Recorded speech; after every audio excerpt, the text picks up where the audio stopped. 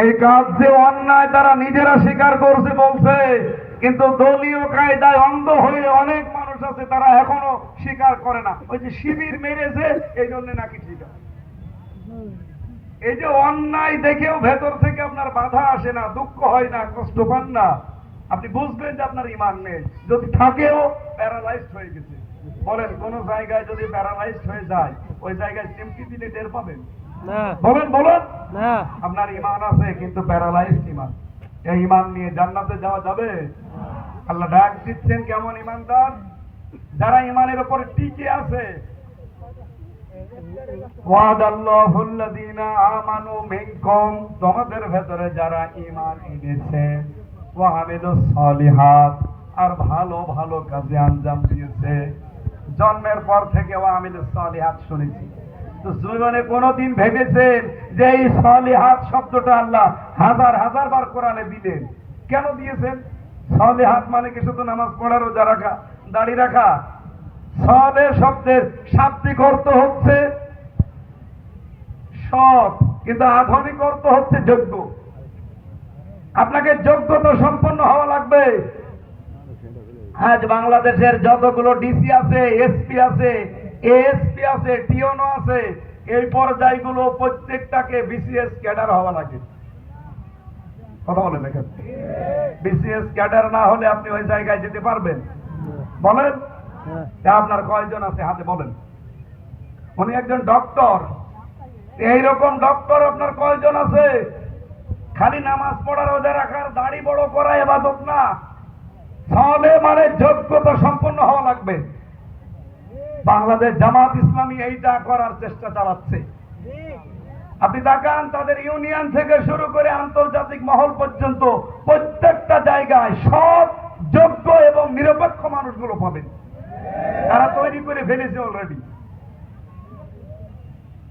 এই জন্য আমরা আশা করি যারা ঈমান আনে এবং আমলে সালেহ মানে সৎ এবং যোগ্য মানুষ তৈরি করার মাধ্যমে এগিয়ে যায়, আল্লাহ বলেন আমি কি করব জানো? লা ইস্তাখলিফান্নাহুম ফিল আরদ, জমিনের শাসন ক্ষমতা তাদের হাতে আমি আল্লাহ তুলে দেব। এতটুকু আল্লাহ পাক শেষ করেননি। কামা তাখলাফাল্লাযীনা মিন ক্বাবলিহিম, যেমন তাদের পূর্ববর্তীদেরকে আমি আল্লাহ দিয়েছিলাম। আমাদের পূর্বে যারা রাষ্ট্রীয় ক্ষমতা আল্লাহ যাদেরকে দিয়েছেন, আমরা অনেকে মনে করি সাহাবা একরাম পেয়েছি, মনে হয় শুধু সুমন্তর সু দিয়ে না, প্রত্যেকেই যোগ্য ছিল। হযরত ওমর ওই জামানায় 10 জন মানুষ লেখাপড়া জানা মানুষ, তার ভেতরে তিনি একজন। হযরত আমর ইবনুল আস তিনি সমরবিদ ছিলেন। হযরত খালিদ ইবনে ওয়ালিদ তিনি যোদ্ধা ছিলেন, সেনাপতি।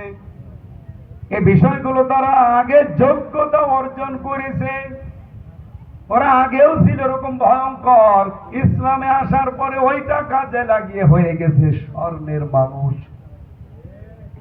আপনাকে আমরা আহ্বান জানাবো, আমাদের পূর্ববর্তী যাদেরকে আল্লাহ ক্ষমতা দিয়েছেন জমিনে, শুধুমাত্র তার চেহারা দেখে না, পোশাক দেখে না, আল্লাহ তার যোগ্যতা এবং তার তাকওয়া দেখে দিয়েছেন।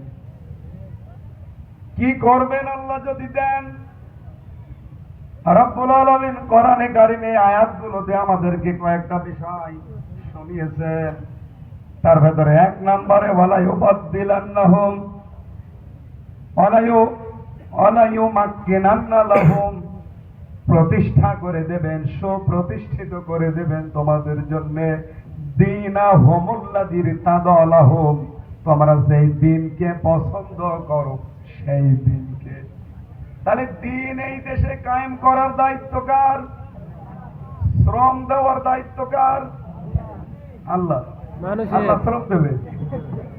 আল্লাহ বলেন আমি নিজে এখানে কর্তা ফায়েল, আমি প্রতিষ্ঠা করে দেব তোমাদের ওই দিনকে যেই দিন আমি তোমাদের জন্য পছন্দ করেছি। তার নাম কি? আরো জোরে বলেন ইসলাম। সুতরাং এই যে দৃশ্যগুলো কোরআনের সাথে এবার মিলে যাচ্ছে, এই দেশে আমার মনে হয় ইসলাম এবার কায়েম হবে।